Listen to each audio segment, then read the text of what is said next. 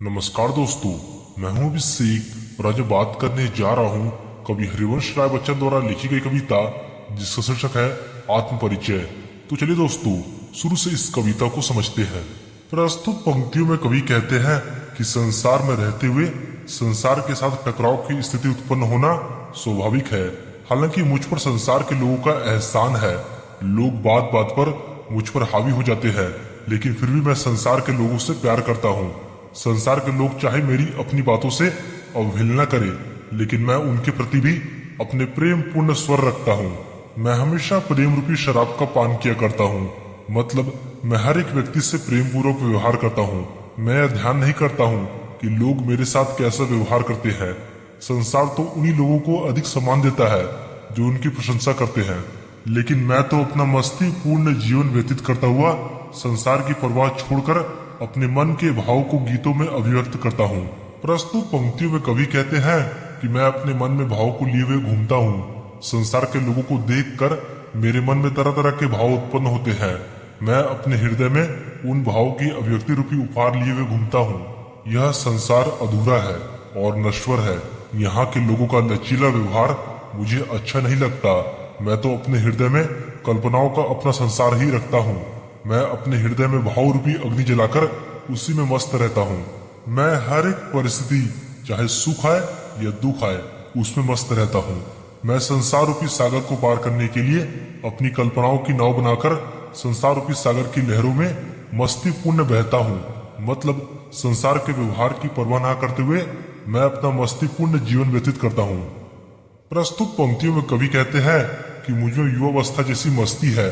मैं संसार के लोगों से अत्यधिक प्रेम के कारण उनके दुखों से दुखी होकर बेचैन हो उठता हूँ। मैं संसार के सामने हंसता हूँ, लेकिन अंदर से बेचैन रहता हूँ। मेरे अंदर लोगों की पीड़ा की यादें हैं जो अभिव्यक्ति के लिए मचलती है। मेरे इस सत्य को कोई नहीं जानता कि मैं इस संसार की यादों को भुला देना चाहता हूँ, लेकिन यह बात क्या संसार जानता है? मैं उन यादों को भुलाकर भी नहीं भुला पाता।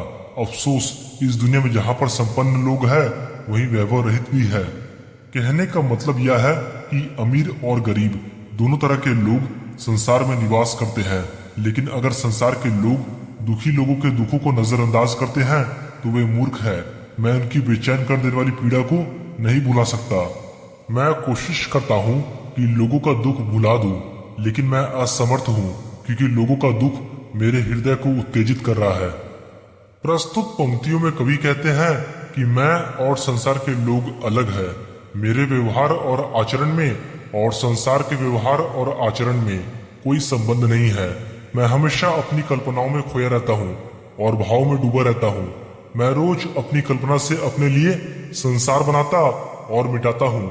संसार के लोग पृथ्वी पर रहते हुए धन दौलत इकट्ठा करने में लगे रहते हैं।